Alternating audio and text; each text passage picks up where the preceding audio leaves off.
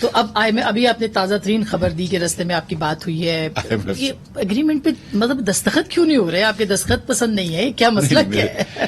نہیں دیکھیں بہن، آئی ایم ایف سے ہمارا ایک بیسک فنڈامنٹل اگریمنٹ ہو گیا تھا، ٹھیک ہے. اس کے بعد انہوں نے ایک چیز بھیجی، memorandum of economic and financial policy. وہ بنتا ہے بیسس ایک لیٹر آف انٹینٹ جو ہم ان کو لکھتے ہیں، لیکن اس کا ڈرافٹ وہ ہم کو بھیجتے ہیں. انہوں نے وہ ڈرافٹ بھیجا.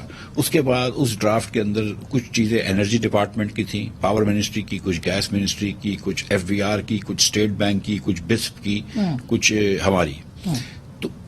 تو ہم کو ساری منسٹری سے کامنٹ لینے رکھے. اس کے بعد وہ کامنٹس کو ہم نے جانچا اور پڑھتا کہ صحیح ہے، یہ کامنٹ صحیح ہے. پھر ہم نے وہ کامنٹس دیے. پہلے ہم نے ان کو ایک انیشل وہ دیا، ان کے بہت سارے کوشچنس تھے بجٹ کے بارے میں، وہ ان کے جواب دیے.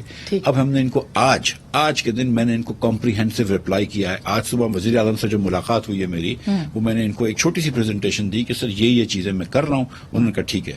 تو وہ اس کے بعد میں نے ان کو آج کمپریہنسو رپلائی دی ہے.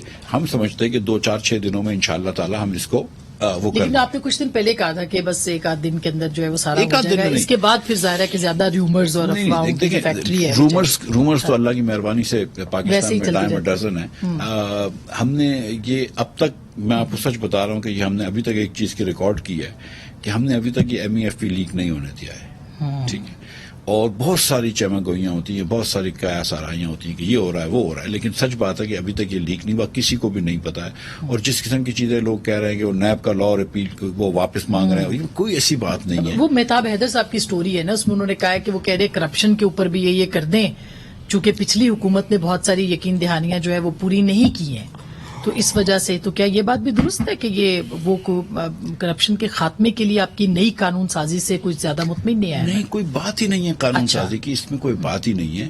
Absolutely not. بالکل ایک چیز یہ ایبسلیوٹلی ناٹ آپ نے ان کو بھی کہنا ہے، IMF کو بھی. میں آپ کو بتا رہا ہوں، میں تو آپ کو کہہ رہا ہوں ابھی تک. ٹھیک ہے. نہیں، وہ خان صاحب نے بھی ان کو ہی کہا تھا، اینکر کو ہی کہا تھا. سر میں آسما شیرازی کو کہہ رہا ہوں کہ وہ کرپشن کے قانون کو کچھ تبدیل کرنے کے بارے میں انہوں نے کچھ نہیں کہا ہے. تو یہ میں کہہ رہا ہوں کہ دس از ایبسلیوٹلی ناٹ ٹرو.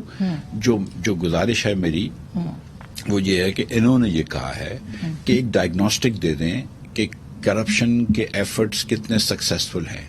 اور میں یہ سمجھتا ہوں کہ اس میں انہوں نے کہا کہ انٹرنیشنل ایکسپرٹس کو ڈال دیں. مجھے تو بڑی خوشی ہوئی ہے اس بات کی. میں تو کہا بڑی اچھی بات ہے کہ ہم دنیا بھر کے انٹرنیشنل ایکسپرٹس لے کر آئیں گے اور 2-3 چیزیں دیکھنی ہے کہ کیا. دیکھیں، میں یہ سمجھتا ہوں کہ پاکستان میں جس قسم کے نیب کے قوانین تھے، پاکستان میں گروتھ نہیں ہو سکتی اگر اس قسم کے قوانین ہوں گے.